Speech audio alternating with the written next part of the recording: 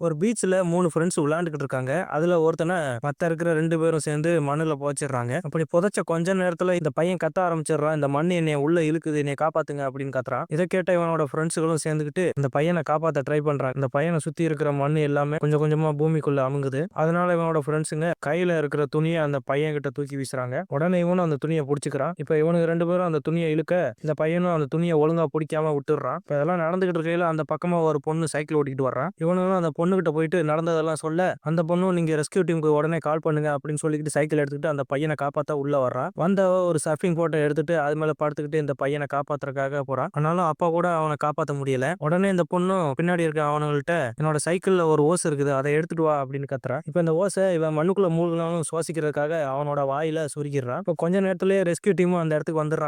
இவங்க வந்த உடனே வண்டியில இருந்த ஒரு ரோப்ப எடுத்து அவன் கையில மாட்டி ஒரு வழியா எப்படியோ அந்த பையன காப்பாத்திடுறாங்க.